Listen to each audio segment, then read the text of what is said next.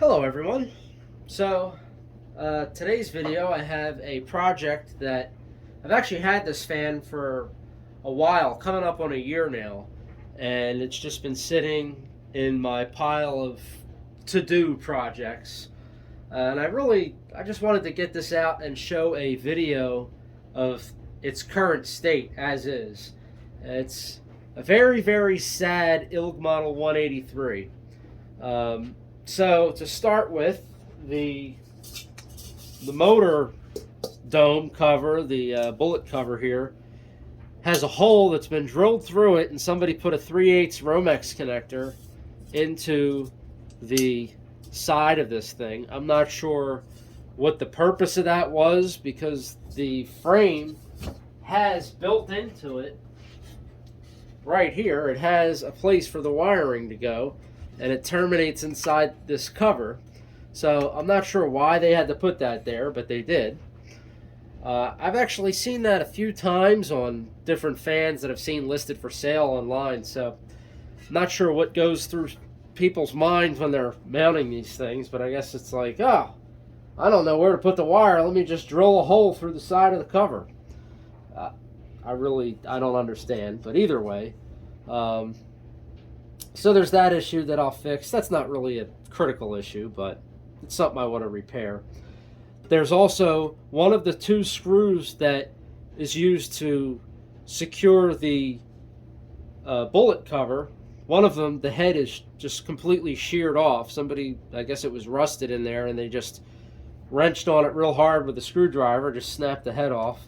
So there's that. I'm going to have to get that unseized and get that piece of that out of there. So that's going to be, I don't know, it may be not too bad, or it may be loads of fun. We'll find out. But then is where the fun part comes in. So, oh yeah, well, for starts, I'll show these. Normally, the motor mounts into the yoke with 3 hex head bolts that have locking washers underneath the head of the bolt. Well, what they decided to do, I guess they didn't have the original bolts for some reason, or I really don't know how do you lose the bolts. Either way, they took the original bolts and they added these. I guess they just said, oh, well, here's a couple 5/16 bolts, sure, we'll use these. And they're way too long, so they put a nut part way down the bolt to make it shorter so that it would work. And perhaps maybe they turned the nut to lock it, sort of like a Gibbs screw where you just tighten it down. I'm not sure what the idea was behind that, but either way, not the right hardware. It wouldn't have been hard to find the right hardware. They're very common size bolts, but it doesn't appear that whoever had this fan and worked on it does not appear to have cared very much about what they were doing. Another thing we have here is, this is the 4-sided head of the set screw for the blade, which also has been sheared right off. So I'm guessing they made no attempt to put any kind of penetrating oil or anything, or use any heat on it to loosen it up first. They just said, put a wrench on it, and bloop, broke that right off. So that's also going to be fun. And then if that didn't already make this a fun project, now they went and took a hammer and beat on the end of this. They actually peened over the side of this hub a little bit. It's kind of run down. It's like a little slope on the edge, and then it's actually, there's a lip here, so they smashed that over. And then they've also managed to bash up the end of the motor shaft, and it's kind of mushroomed out a little bit. I really don't understand why people do this. Like, you just made it way harder for yourself instead of just having a little bit of patience and trying to do it the right way. It would have came off with very minimal effort. They had to have been whacking at this for quite a while with a hammer, because a couple little whacks is not going to do this amount of damage. Like, they had been sitting there for 10-15 minutes. Bam, bam, bam. I don't get it. But either way, there's that. Then, the blade itself.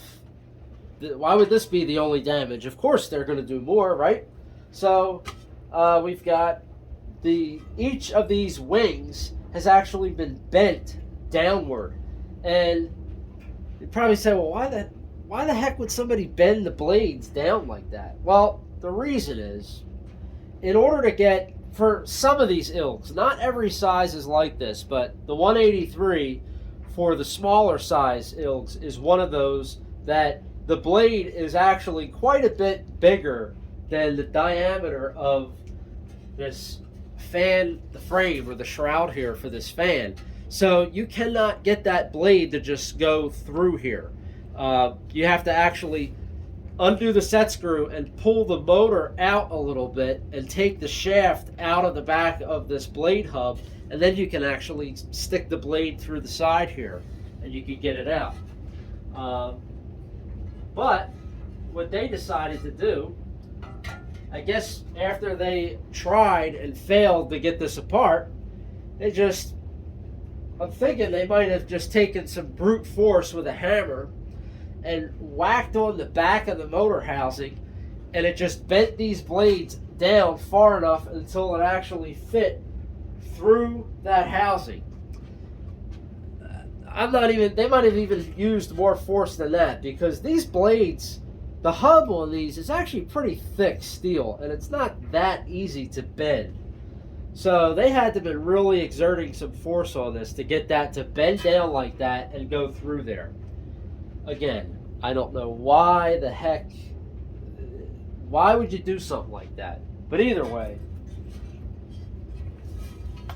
now we'll go on to the back here.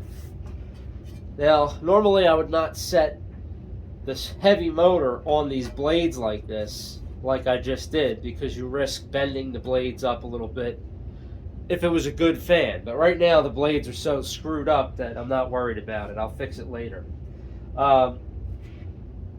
So this housing of this motor, there's hammer marks all over the back of this. So clearly somebody was beating on it.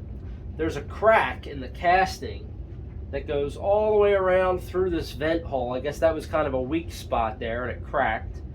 The draw bolts that go through the motor, the top two are original and correct to this motor.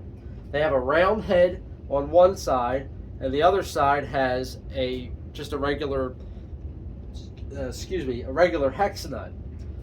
This one has a hex head and a hex nut, so that's not from this motor originally, but probably is from another electric motor.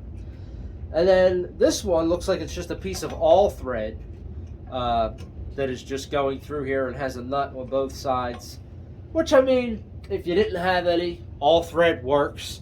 I probably would have put maybe some acorn nuts or something a little bit more dressy on there, but the hex heads do the job. But it's just, you can just tell looking at this that it's been through quite a bit. So there's that issue.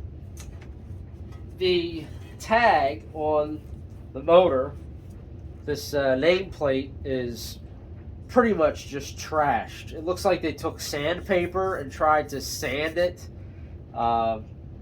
You can read some of the information. I can see it says 1140 RPM, 1 amp.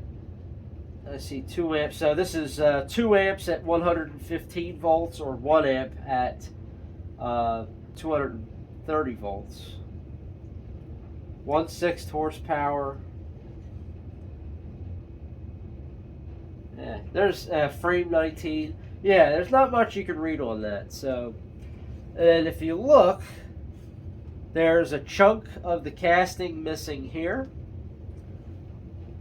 And there's a chunk of the casting missing here, as well as that's where the crack occurred. So there's a crack that goes through there, all the way down through here. It's going to be interesting fixing all of this. I think it's salvageable, and if I didn't think it was worth it, I wouldn't even be trying. And I think I can salvage this, and I like the 183. It's a nice size. But yeah, it's definitely going to need some Lots of love for this thing. So, anyway, that is the really neglected, beat up, trashed 183. And I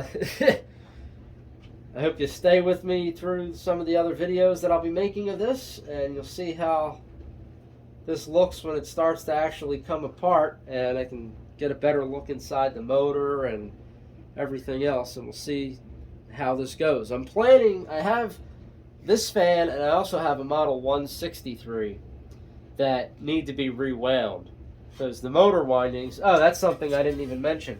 The motor windings are burned completely out on this, and it looks like they just ripped the lead wires right out of the back of the motor. I don't understand why, but they're just completely just ripped out. I don't see any evidence of them being cut. It looks like somebody just gave a hard yank and just boop, pulled them right out. Which, if the stator was burned, it's not that hard to do, because at that point you're just pulling on the magnet wire. And for something like this, you're probably dealing with 26 gauge. It's pretty easy to snap that. So, yeah, it's going to be interesting. You can see down inside that this motor does have cooling fins on the edge of the rotor. So, yes, this is going to be a fun project. So anyway, I hope you enjoyed this little introduction. Thank you for watching. If you haven't done so already, please like and subscribe, and have a fantastic day.